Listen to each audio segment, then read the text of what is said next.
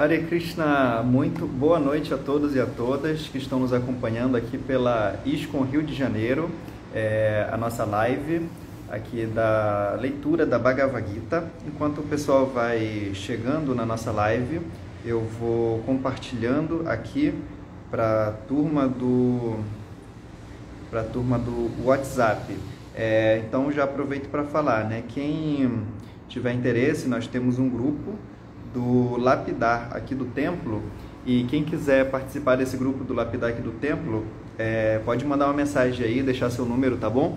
Porque mesmo o Lapidar tendo esse apelo, né, da questão presencial, também nós temos a live, né? Então, assim, quem quiser participar, manda uma mensagem aí, tá bom? Eu vou só mandar aqui para a turma lá do Lapidar Itanhangá. Pronto. Já mandei. Então é isso. Vamos ver quem está aqui conosco. Nós temos aqui, entrou a Pesegomari, temos o Yarle, Hare Krishna Yarle, a Isamar, eu acho que eu não conheço, mas seja muito bem-vinda, né? Então, hoje nós vamos dar continuidade à nossa leitura da Bhagavad Gita. O Abai também entrou aqui na nossa live. Então, o pessoal aqui do Lapidar Itanhangá já está chegando, né? Eu mandei lá no grupo. Aqui a Ana Marques, né? Ana Marques, eu acho que eu sei quem é, não sei. Você poderia se apresentar, Ana? Eu acho que eu estou olhando aqui a sua foto, talvez seja uma que vem sempre nos festivais aqui, nos festivais de domingo. Se for você, por favor, fale aí conosco, tá? Então é isso, a gente está lendo o capítulo 1, acabei de confirmar aqui. Nós estamos no capítulo 1 ainda da Bhagavad Gita, escrita por Prabhupada, né? Quer dizer, traduzida e comentada por Srila Prabhupada. Nós estamos bem no comecinho. E é bem legal, assim, né? Principalmente para quem está começando, né? A conhecer o movimento Hare Krishna, para quem está iniciando, né? Nos estudos, tipo o Yarle, né? Nós temos aqui nosso amigo Yarle, que também inclusive pediu abrigo foi ontem, né? Para Chandramukha Swami. Aconteceram tantas coisas de ontem para hoje, né? Quando a gente está com Maharaj, acontecem várias coisas que o tempo parece que vai assim multiplicando, né? Então já nem sei mais se foi ontem ou se foi hoje, mas foi ontem, né? A Isa disse aqui, olha, eu já assisti a algumas lives, porém... É de onde, Isa? Você é daqui do Rio de Janeiro mesmo? Manda aí pra gente, por favor, se pudesse apresentar, tá bom? Então, enquanto você vai digitando aí, eu vou cantando aqui o mantra que a gente canta, né? Em reverência a Krishna, né? Na sua forma de Vasudeva. Om Namo Bhagavate Vasudevaya. Om Namo Bhagavate Vasudevaya. Om Namo Bhagavate Vasudevaya. Estamos lendo o Bhagavad Gita, como ele é ou como ela é. Primeiro capítulo, intitulado Observando os Exércitos. E o verso que nós iremos ler é o verso de número 40. Talvez a gente leia o 41 também, tá bom? Porque o primeiro capítulo da Bhagavad Gita é realmente assim um capítulo bem assim, ele é filosófico, mas é um capítulo também bastante técnico, né? Ele é um capítulo contextual. Então, o primeiro capítulo da Bhagavad Gita vai contextualizar ali toda a história dessa grande batalha, né? Só mandar aqui mais um alô, né? Não posso te deixar de mandar aqui um grande alô para minha irmã querida Lilarani, tá aqui, Lilarani Leita, uma grande professora de yoga e uma grande amiga, uma grande irmã. Também entrou aqui com a gente o Henrique Abreu, esteve domingo aí conosco. Grande Henrique, né? Outro professor de yoga, né? Temos mais aqui um professor de yoga, que também está cursando psicologia, né? Lá do Meia. Então é isso. O verso de número 40 diz o seguinte: Adhamapi Vayat Krishna Pradushyanti Kulaistriyaha Istrishu Dushtasu Varniya Jayate Varnasamkaraha. Quando a irreligião é preeminente na família, ó Krishna. As mulheres da família se poluem e da degradação feminina, ó descendente de Vrishni, vem progenie indesejada. Esse verso aqui, ele é muito bom, ele é muito forte, né? É um verso assim que realmente dá pra gente conversar muito, não apenas do ponto de vista, digamos assim, espiritual, né? Mas aqui a gente está falando também do ponto de vista, digamos assim, social, né? Porque, só para a gente se contextualizar, né? Tem um pessoal aqui que está pela primeira vez. A Lilarani, já sei que conhece a Bhagavad Gita de cor salteada. Ela lê sempre a Bhagavad Gita, ela faz um trabalho lindo, né? Que vai lendo todos os versos da Bhagavad Gita de forma corrida. É bem legal. Só um instante que eu vou fechar bem aqui, que está muito barulho, porque a janela está aberta. Só um instante, fiquem aí.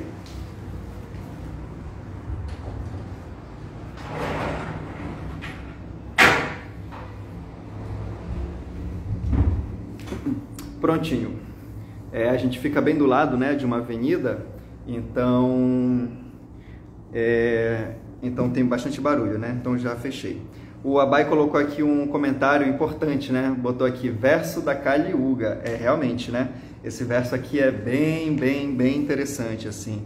Porque Arjuna, assim, só contextualizando, né? Rapidamente.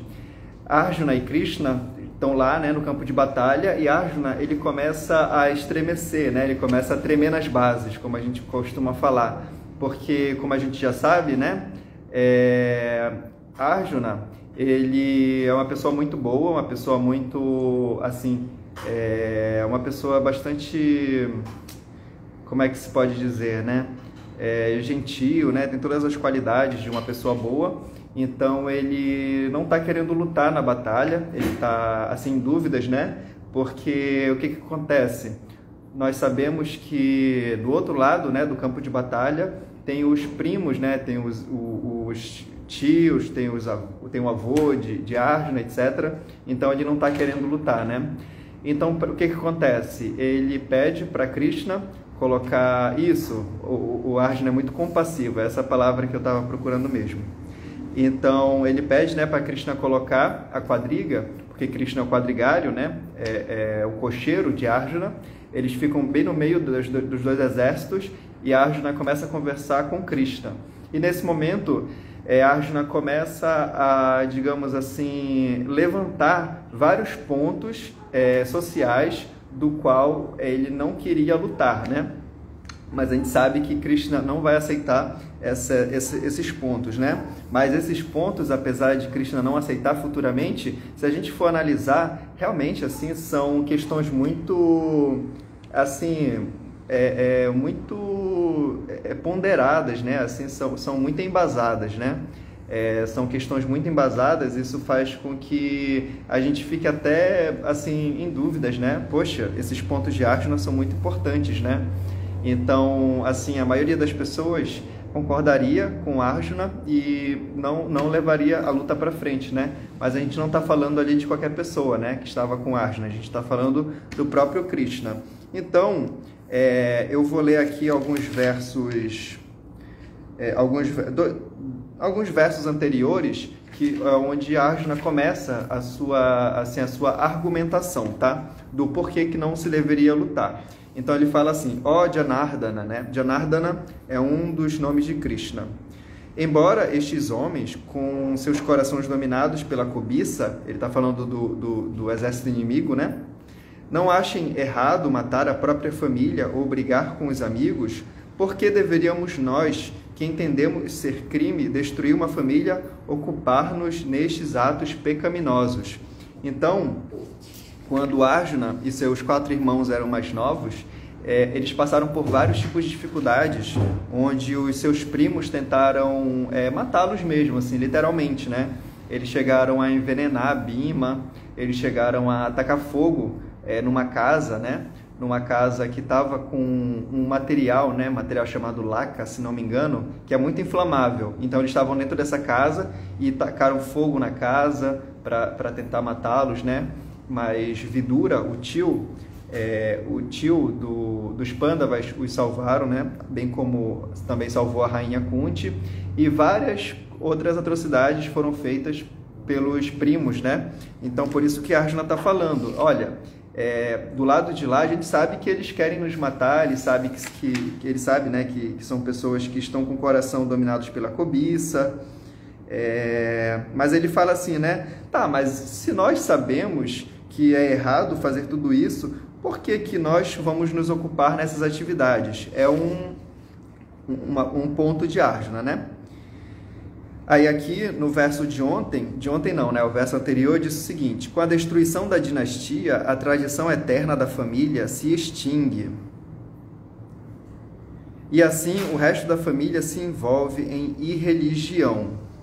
Isso daqui, no momento que aconteceu a batalha, é um ponto muito importante, porque, como a gente sabe, é antes de Kali Yuga, né? É no começo, assim, ainda não começou Kali Yuga, né?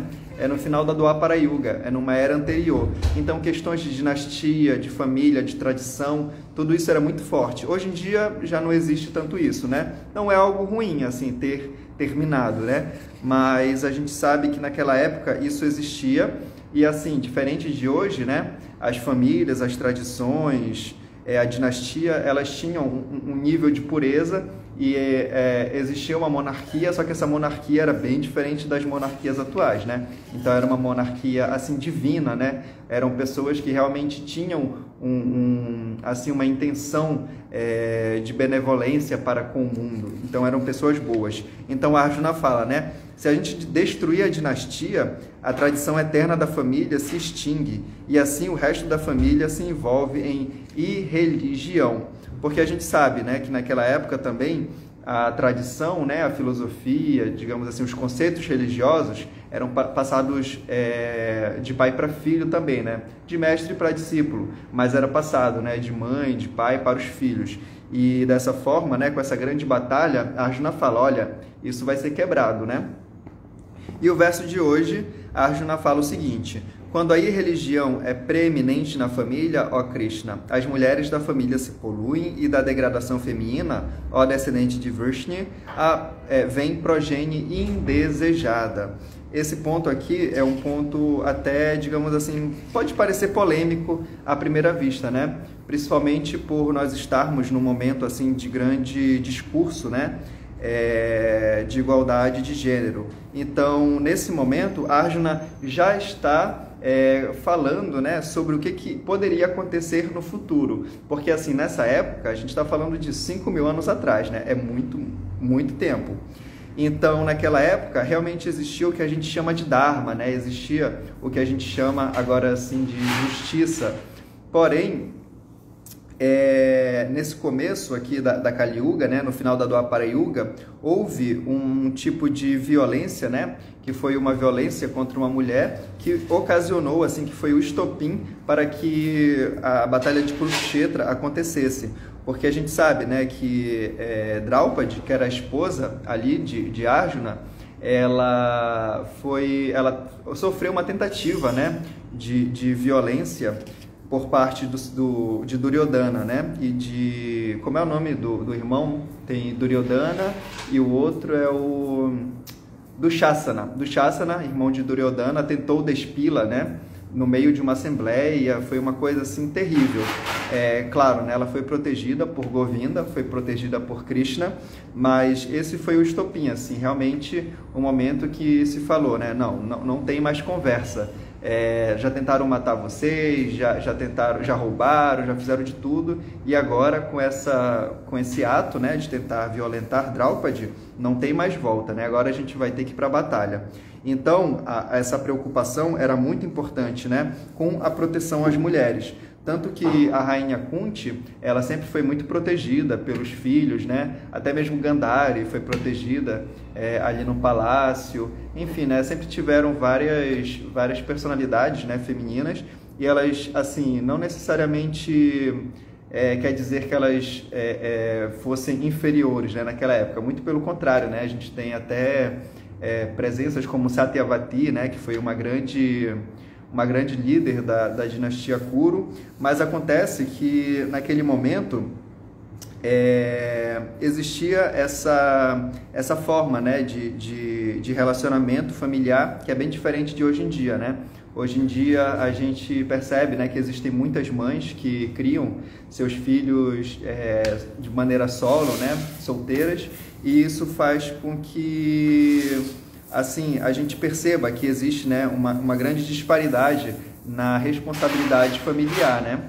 Então Arjuna está prevendo isso, né? Ele está querendo justamente falar, né, que se a batalha de Kurukshetra acontecer, o que vai acontecer? Assim, a batalha era feita somente por homens, né? Existiam regras e regulações ali para a batalha. Não podia lutar depois que o sol se pôr, depois do pôr do sol, só podia lutar de 1 para 1. Outra regra da batalha, só podia usar a mesma arma para combater um com o outro. E também os homens, né, eles que iriam lutar ali naquela batalha. Então Arjuna, ele está prevendo o que aconteceria na Kali Yuga. Então vamos para o significado de Srila Prabhupada. Boa população na sociedade humana é o princípio básico para a paz, a prosperidade e o progresso espiritual na vida.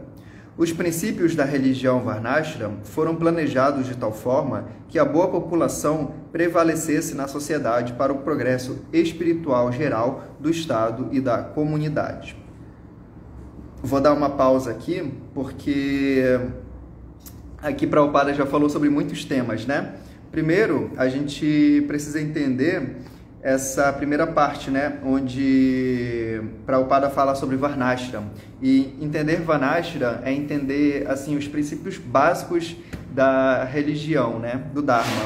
Na verdade, Varnashram é um termo bastante assim ainda ligado às questões materiais, mas Krishna, ele é tão perfeito que ele nos dá esse conceito do Varnashram para que a gente possa dar o primeiro passo para uma vida espiritual, né? Então, o Varnashram, falando bem assim superficialmente, são divisões que Krishna criou, que Krishna nos deu, para que nós pudéssemos nos localizar dentro da comunidade social, né? Do mundo todo, né? Então, esse Varnashram fala o seguinte, né?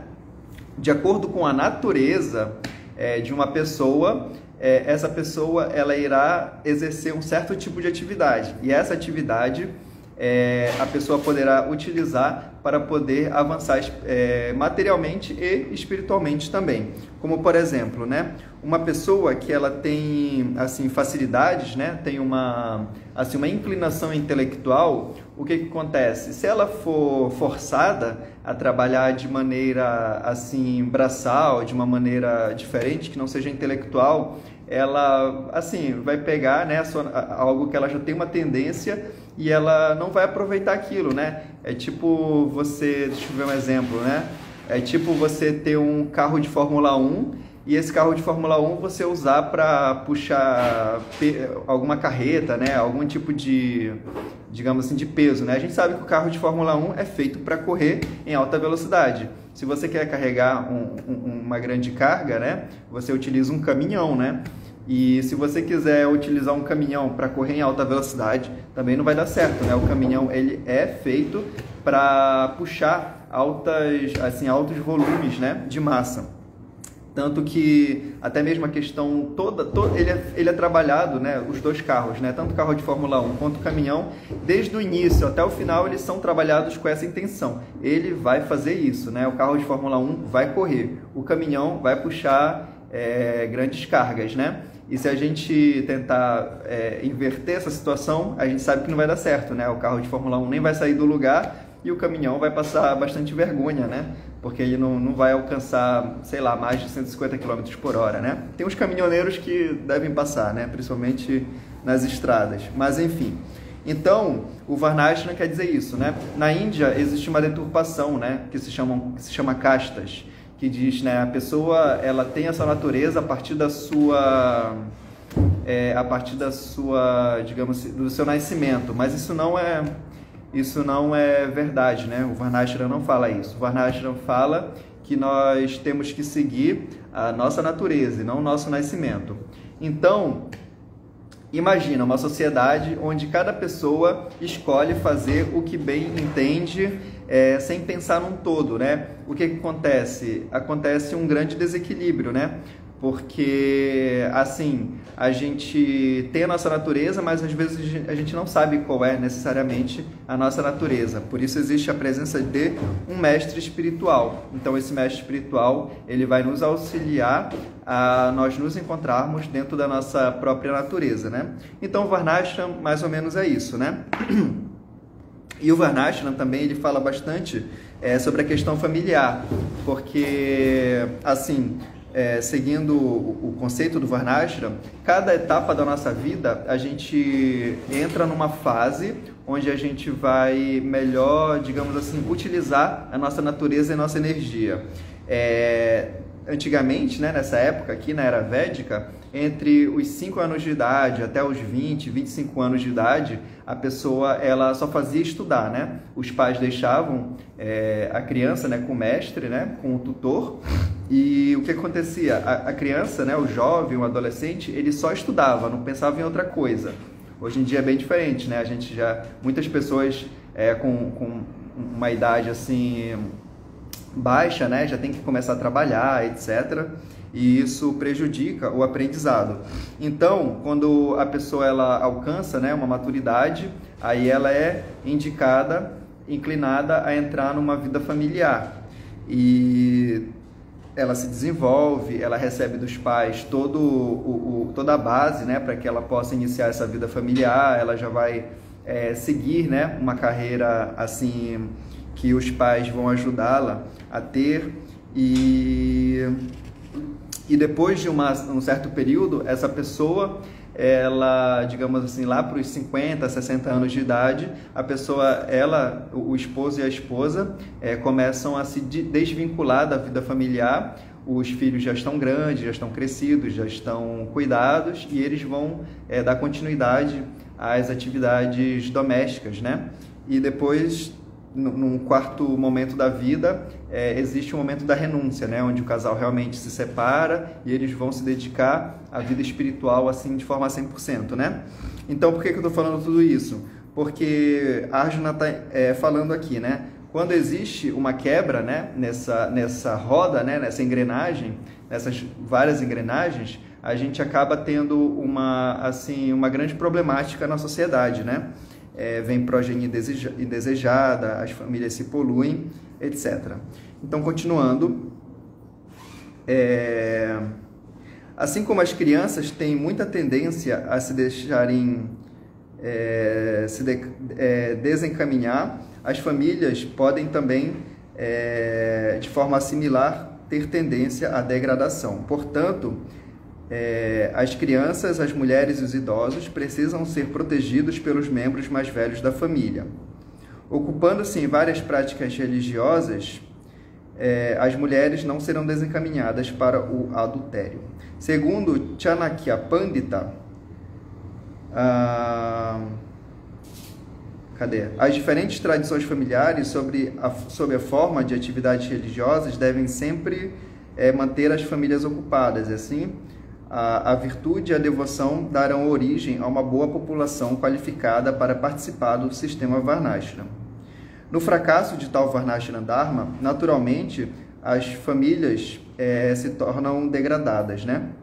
E nisto, há o risco de uma população indesejada. Homens irresponsáveis também provocam adultério na sociedade, e assim crianças indesejadas inundam a raça humana, trazendo risco de guerra e pestilência.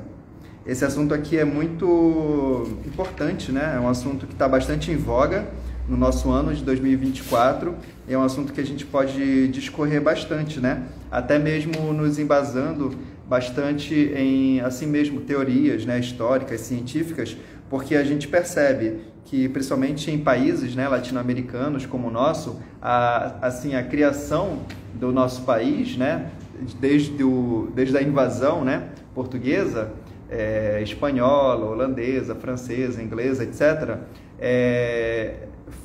enfim, existiu uma grande deturpação, assim, né? Um grande, digamos assim, poluição na nossa sociedade, que fez com que a gente chegasse até os dias de hoje, né? Como, por exemplo, eu mesmo, né, na minha família, venho de uma família que realmente, assim, né, tiveram avós avós, né, que assim não ficaram juntos, né? Então assim deixaram, né, as minhas avós, né, os avós, tá certo? Não sei se tá certo, né?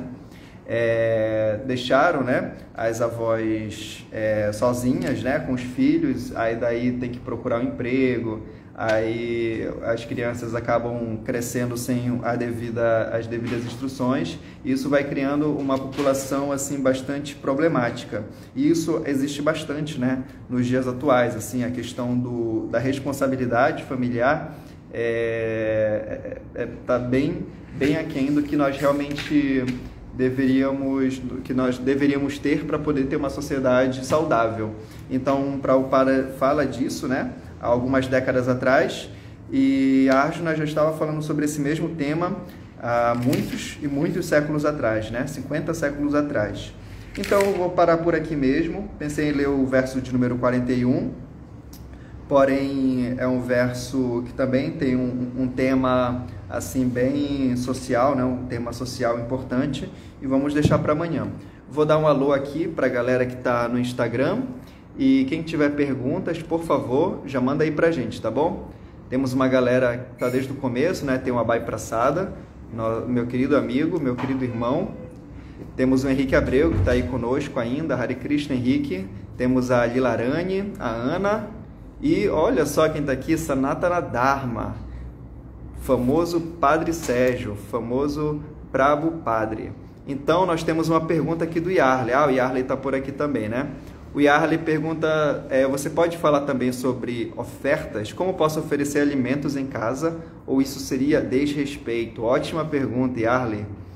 O Yarley esteve aqui conosco, né, durante o final de semana, ficou até segunda-feira. Ele iria embora cedo, mas ele ficou sabendo que Maharaj Chandramukha, né, viria para o almoço, então ele esperou, e foi bem legal, que ele pediu abrigo, ganhou uma japa de presente, e está aí começando a trilhar o caminho da espiritualidade, né? Então, o Yarley perguntou, né, se oferecer alimentos em casa seria um desrespeito. Com certeza não, Yarley, com certeza não.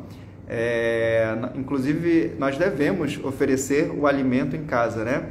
É importante, assim, a gente começar já a montar, digamos assim, uma espécie de altarzinho, né? Não assim, para quem mora com os familiares, né? Tem que ser algo bem feito, né? Para que eles não se sintam assim... para que não tenha aquele choque, né, dentro da família, né? A gente tem que respeitar todo mundo, né? Principalmente quando os pais têm outras assim, linhas, né, filosóficas. Mas você pode, né, imprimir uma imagem, ou mesmo ter uma imagem no celular, e você pode receber, eu posso te passar os mantras que a gente utiliza para oferecer os alimentos, tá bom? Você primeiro, né, tem que saber quais ingredientes utilizar. A gente não come, né, nem carne, nem peixes, nem ovos, não porque a gente não coma, né, mas porque a gente não pode oferecer isso para Krishna. Ele fala sobre isso, né, no Bhagavad Gita. Ele fala quais são os tipos de alimentos que ele aceita. Se não me engano, ou no capítulo 14, que são os 3 modos da natureza material, ou no capítulo 18, que ele fala de novo dos 3 modos da natureza material. Então ele fala que ele só aceita alimentos no modo da bondade, ou seja, sem carne, sem peixes, nem ovos. E também a gente não utiliza alho, não utiliza cebola, porque são alimentos assim... O alho, principalmente, né, ele agita, né, os sentidos, digamos assim, ele é afrodisíaco. E são alimentos rajásicos, né, estão no modo da paixão. E a cebola a gente não utiliza porque a cebola, ela tem uma capacidade de absorver, assim, bactérias, fungos, tudo que tem, assim, se você cortar uma cebola no meio e botar na geladeira, ela vai limpar toda a geladeira, né? Ela vai absorver. E se a gente utilizar esse alimento, a gente vai ingerir tudo isso que a cebola absorveu, né? Então a gente não utiliza nem carne, nem peixes, nem ovos, nem alho e nem cebola. A gente também não costuma utilizar nada que seja assim, nada que vá agitar, né? Nada que seja, digamos, eu esqueci a palavra, né? Como, por exemplo, o café, né? Que tem a cafeína, ela agita a mente. Então, não é interessante também utilizar esses alimentos. Então, você pode preparar o seu alimento sem provar também, né? Porque a ideia é oferecer para Krishna. Então, quando você tiver com tudo pronto, né? Você canta os mantras, eu posso lhe passar depois. E no final, aí sim, aí você pode se alimentar daquele alimento que já foi oferecido para Krishna, tá bom? Tem um processo aí bem legal, mas eu posso lhe passar os detalhes também depois pelo WhatsApp. E é isso aí. Ana, depois manda uma mensagem aí pelo chat. A gente tem um grupo bem legal de estudos, está acontecendo várias coisas aqui no templo, tá bom? Mesmo se você não for do Rio, eu acho que você pode se beneficiar, tá bom? Então é isso, amanhã às 4h30 da manhã temos o nosso programa do Mangalarati e às 18h30 nós temos a leitura da Bhagavad Gita, tá bom? Vamos dar continuidade à leitura. Muito obrigado a todos e a todas que permaneceram aí com a gente e todas as glórias a Srila Prabhupada. Jai Srila Prabhupada.